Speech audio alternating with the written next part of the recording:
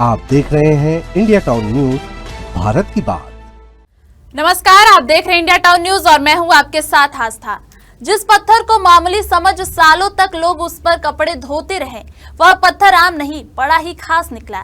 यह भगवान कुबेर की प्रतिमा थी जो नदी में उल्टी पड़ी हुई थी। आज वही पत्थर पूजनीय हो गया है।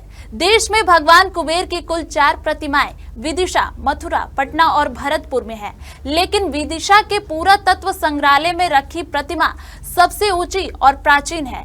खास बात यह है कि यहाँ पर उनकी पत्नी याक्षरी की भी प्रतिमा है। आइए जानते हैं इसका इतिहास।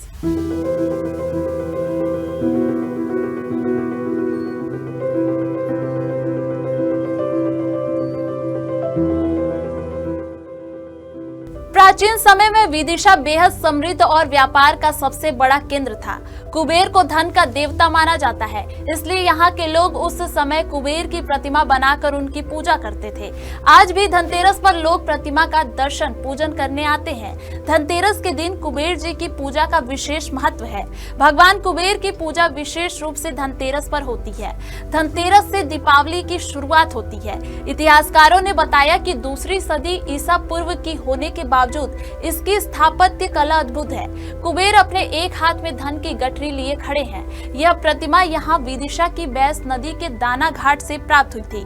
प्रतिमा नदी में उल्टी पड़ी थी। लोग इसको मामूली पत्थर समझकर इस पर कपड़े धोया करते थे। एक बार नदी में पानी कम हुआ तो स्थानीय चित्रकार रघुनाथ सिंह की नजर इस पर पड़ी। उन्होंने प्रशासन को खबर दी। पुरातत्व विभाग के लोग आए, उन्होंने इसका नामकरण किया और खुदाई करके इसको ले गए। संग्रहालय के मुख्य प्रवेश द्वार पर कुबेर की 12 से 14 फीट ऊंची प्रतिमा रखी है। यह 2200 वर्ष पुरानी है। वहीं दूसरे कक्ष में कुबेर की पत्नी याक्षरी की भी लगभग 7 फीट ऊंची समकालीन प्रतिमा रखी है। दोनों ही प्रतिमाएं विदिशा की बेस नदी से प्राप्त हुई थी। कुबेर और उनकी पत्नी साथ में है। यह प्रतिमा गुप्त काल के बाद की प्रतीत होती है। तीसरी प्रतिमा संग्रहालय के खुले एरिया में रखी हुई है, जो राजा के रूप में है। यह प्रतिमा 6वीं 7वीं शताब्दी की बनी होगी। इतिहासकारों ने कहा 1955 में प्रतिमा को नदी से लाया गया। उस समय यह संग्रहालय नहीं बना था। 1964 में यह संग्रहालय बना और 1965 में इसका उद्घाटन हुआ और विदिशा के लिए बड़ा महत्वपूर्ण है। रिजर्व बैंक के मोनो पर भी इसी को लिया गया है। और विदिशा जो है ऐतिहासिक रूप से यक्षों की नगरी कह सकते हैं आप इसे, क्योंकि यक्षों की प्रतिमा या उनका पूजन विदिशा के इतिहास का सबसे मैं समझता हूँ प्राचीन इतिहास है। क्योंकि ये जो कुबेर की प्रतिमा है ये करीब 2200 साल पहले विदिशा में बनी हुई और यहाँ स्थापित हुई थी। बैसनगर जो विदिशा का प्राचीन नगर है उसके पास में। और इसके साथ ही और भी यक्षों की प्रतिमाएं यहाँ मिली हैं जो कलकत्ता नेशनल म्यूजियम में आप देख सकते हैं। और विदिशा में भी कुबेर और कुबेर की पत्नी यक्षिणी, यहाँ पर खड़े हुए कुबेर और बैठे हुए कुबेर, दोनों तरह की प्रतिमाएं यहाँ पे मौजूद हैं। यानी कि विदिशा जो धन धान्य से परिपूर्ण नगर था, इसकी कुबेर की पूजा की एक प्राचीन परंपरा है जो यहाँ की ये प्रतिमाएं भी स्पष्ट करती हैं, प्रमाणित करती हैं।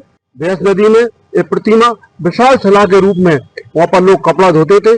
जब 6वीं और 7वीं शताब्दी के बीच में एक बार नदी में पानी कम हुआ तो लोगों ने देखा कि प्रतिमा चिन्हित हुई। जब प्रतिमा को पलटा गया तो भगवान कुबेर की प्रतिमा पाई गई। ये प्रतिमा देश में 4 प्रमुख स्थानों पर पाई जाती है। बिहार की पटना, राजस्थान की भरतपुर, उत्तर प्रदेश की मथुरा और मध्य प्रदेश की विदिशा। विदिशा का बड़ा सौभाग्य है कि भगवान कुबेर की कृपा हम विदिशा वासियों पर है और इसका साक्षात प्रमाण है कि विदिशा का नागरिक जिस क्षेत्र में भी है उस क्षेत्र में अपनी पताका लहरा रहा है। भगवान कुबेर का आशीर्वाद हम विदिशा वासियों पर पड़ा रहा है। हम अपने मित्रों के साथ 2008 से इस पूजा की शुरुआत की थी और लगातार हम अपने मित्रों के साथ यहाँ पूजा करते आ रहे हैं। तो जिस पत्थर को लोग सालों तक कपड़े धोने के लिए इस्तेमाल करते रहे, वो असल में 2200 साल पुरानी भगवान कुबेर की प्रतिमा निकली। अब वही प्रतिमा विदिशा के संग्रहालय में पूजनीय रूप में स्थापित है। ये घटना बताती है कि हमारे आसपास कितना कुछ इतिहास से जुड़ा हुआ छिपा है, जिसे पहचानने की जरूरत है। धनतेरस और दिवाली जैसे पर्वों पर ऐसी खोजें और भी खास बन जाती हैं।